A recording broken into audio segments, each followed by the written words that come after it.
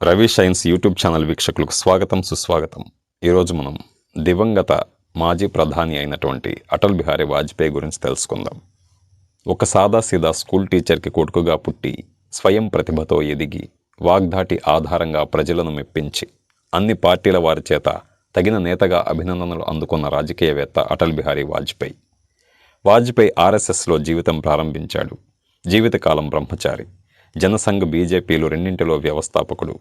Party image మార్పుకు గాంధేయ socialism అనే కొత్త సైద్ధాంతిక బాట పట్టి బీజేపీని నిలువునా ముంచాడన్న విమర్శ ఎదుర్కొన్నాడు. 1984 ఎన్నికల్లో వాజ్పేయి స్వయంగా ఓడిపోయాడు. బీజేపీకి దేశవ్యాప్తంగా దక్కింది 2 లోక్సభ సీట్లు.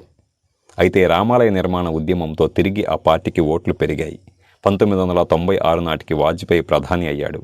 తొలుత 13 రోజులు, 1998లో 13 నెలలు, 1999లో గెలుపు తర్వాత 2004 వరకు ప్రధానిగా పదవీ బాధ్యతలు నిర్వహించాడు. సంకీర్ణ ధర్మం అంటే ఏమిటో అనుసరించి చూపిన ప్రధాని. విదేశాంగ మంత్రిగా పనిచేసిన 1977-79 కాలంలో అయినా, ప్రధానిగా పనిచేసిన సమయంలోనైనా ఇరుగు పొరుగు దేశాలతో సత్సంబంధాల కోసం కృషి చేశాడు అటల్ బిహారీ వాజ్పేయి. ఆయన లాహోర్ బస్సు యాత్రను ప్రపంచమంతా స్వాగతించింది, అభినందించింది. కానీ పాకిస్తానీ సైనిక దళాలు కార్గిల్ని ఆక్రమించి భారత్ నమ్మకాన్ని వమ్ము చేశాయి. ఆ యుద్ధంలో పాకిస్తాన్ మరోసారి ఓడిపోయింది. బంగ్లాదేశ్ యుద్ధ సమయంలో ఇందిరాగాంధీని మెచ్చుకున్నాడు. పివి నరసింహారావు ప్రధానిగా ఉండగా ఐక్యరాజ్య సమితిలో భారత్ వాణిని కాశ్మీర్ అంశంపై వినిపించేందుకు అంగీకరించాడు. రాజకీయాలకు అతీతంగా జాతి ప్రయోజనాలే ముఖ్యమన్నది వాజ్పేయి విధానం. ఆయన హిందుత్వవాది అయినా ప్రధానిగా ఉన్న సమయంలో అధ్యక్ష స్థానాన్ని అబ్దుల్ కలాంకి కట్టబెట్టాడు. అమెరికా బెదిరింపులకు లొంగక అణుబాంబు ప్రయోగం చేసి భారత్ని అణుశక్తిని చేసినవాడు. స్వర్ణ చతుర్భుజి పేరుతో రహదారుల మీద ప్రత్యేక దృష్టి పెట్టిన అభివృద్ధి కాముకుడు. వాజ్పేయి చాలా సీనియర్ నాయకుడు, చాలా ముందు చూపున్న నాయకుడు. సరిగ్గా ఆ లక్షణమే 2004లో ముందస్తు ఎన్నికలకు వెళ్లేలా చేసింది. ఒక ప్రాంతీయ పార్టీ నాయకుడికి మేలు జరుగుతుందని తన పార్టీలోని ఒక నేత తెచ్చిన ఒత్తిడి ఫలితంగా 6 నెలల ముందుగా అయిష్టంగానే ఎన్నికలకు వెళ్లి నష్టపోయాడు వాజ్పేయి. గతంలో వాజ్పేయి ఎన్నికల్లో ఓడిపోయాడు. కానీ 2004లో తన నాయకత్వంలో పార్టీకి ఎదురైన ఓటమి ఆయన్ని బాధించింది.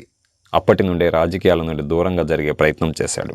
ఇతరులను తిరిగి దెబ్బతీయటం నాకు చేత కాదు అని చెప్పుకునే వాజ్పేయి 2004 ఓటమికి బాధ్యత తీసుకుంటూ పక్కకి తప్పుకున్నాడు. ఎంపీగా గెలిచాడు కాబట్టి పార్లమెంట్ సమావేశాలకు నామమాత్రంగా వెళ్లటమే తప్పించి గతంలో ఉన్న ఉత్సాహం, మాటలలో విరుపులు అవి తగ్గిపోయాయి. బహుశా రాజకీయాలలో తన ఇన్నింగ్స్ ముగిసిందన్న విషయం మనసులో నిర్ధారించుకున్నాడు. తన తప్పుడు నిర్ణయం కాంగ్రెస్కి ఊపిరి పోసిందని తన సన్నిహితులకు చెప్పాడు. తన మాట ప్రకారం ముందస్తుకు వెళ్లకుండా ఉండని నేతలతో తనకేమిటి అనుకున్నాడేమో తెలియదు, కానీ 2005లో తన రాజకీయ రిటైర్మెంట్ బహిరంగంగా ప్రకటించాడు. ఇక అద్వానీ, ప్రమోద్ మహాజన్లకే పార్టీ పగ్గాలన్నాడు. వాజ్పేయికి మోకాలు శస్త్రచికిత్స జరిగింది, చేతికి కర్ర వచ్చింది, డయాబెటీస్ వంటి సమస్యలున్నాయి. 2009లో ఛాతీకి ఇన్ఫెక్షన్ వచ్చింది. జ్వరం వల్ల ఎయిమ్స్లో చేరాడు. వెంటిలేటర్ మీద ఉంచారు. వాజ్పేయి కోలుకొని బయటకు రాగలడా అనుకున్నారు. కానీ ఆరోగ్యం మెరుగై ఇంటికి వచ్చాడు. కానీ ప్రయాణాలు చేసే పరిస్థితి లేదు. 2009 ఎన్నికల ప్రచారానికి వెళ్ళలేదు. తాను పోటీలో నిలవలేదు. బీజేపీ మళ్లీ ఓడిపోయింది. అలా వరుస దెబ్బలు తాను జీవించి ఉండగా జరగటం వాజ్పేయిని వేధించిందని అనుకోవాలి. క్రమంగా వాజ్పేయి ఆరోగ్యం క్షీణించడం మొదలైంది. చక్రాల కుర్చీకి పరిమితమయ్యాడు. చాలా అరుదుగా ఆయన్ని చూసే అవకాశం లభించేది. డెమెన్షియాకి గురి కావటంతో జ్ఞాపక శక్తి పోయింది. ఎవరు వస్తున్నారు, ఎవరు పలకరించి వెళుతున్నారో తెలియని పరిస్థితి. 2014లో నరేంద్ర మోడీ నాయకత్వంలో బీజేపీ ఘన విజయం సాధించిందనే విషయం వాజ్పేయికి తెలుసని అనుకోలేం. ఆయన పుట్టినరోజు అయిన క్రిస్మస్ రోజున నాటి ప్రధాని మన్మోహన్ సింగ్ వెళ్లి పూలగుత్తి అందించారు. 2015లో వాజ్పేయికి భారతరత్న ప్రకటించినప్పుడు దానిని రాష్ట్రపతి ప్రణబ్ ముఖర్జీ స్వయంగా ఇంటికి వెళ్లి అందించాల్సిన పరిస్థితి. నాటి అధికారిక ఫోటోలో కూడా వాజ్పేయి ముఖం కనిపించనీయలేదు.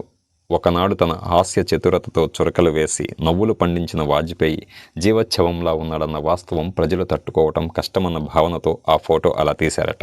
వాజ్పేయి పార్టీలకు అతీతుడైన నేత. ఆయన్ని గౌరవించని వారు లేరు. ప్రత్యర్థులు సైతం వాజ్పేయికి అన్ని రకాలుగా గౌరవం అందించేవారు. ఆయన పెంపుడు కూతురు, అల్లుడు దగ్గరుండి చూసుకునేవారు. 2015 తర్వాత వాజ్పేయి ఇల్లు వదిలి రావటం కేవలం ఎయిమ్స్లో వైద్య పరీక్షలకు మాత్రమే. మూత్రపిండాలకు సోకిన ఇన్ఫెక్షన్ వల్ల మరింత ఇబ్బందులు మొదలయ్యాయి. ఆరోగ్య స్థితి దిగజారుతున్న వేళ వాజ్పేయిని ఎయిమ్స్కి వేగంగా తరలించాల్సి వచ్చింది. అలా జూన్ 11, 2018 ఆసుపత్రిలోకి చేరేసరికి ఆయన వయసు 93 ఏళ్ళు. దాదాపు 2 నెలల పాటు వాజ్పేయికి చికిత్సను అందించారు వైద్యులు. కానీ ఆ వయసులో శరీరం చికిత్సకు స్పందించడం కష్టమవుతుంది. చివరికి ఆగస్టు 16 వేకువజామున వాజ్పేయి మరణాన్ని ధృవీకరించారు. ఈ రాజకీయ భీష్ముడికి వేలాది మంది వీడ్కోలు పలికారు. ఈ వీడియో మీకు నచ్చినట్లయితే లైక్ చేయండి, షేర్ చేయండి, కమెంట్ చేయండి.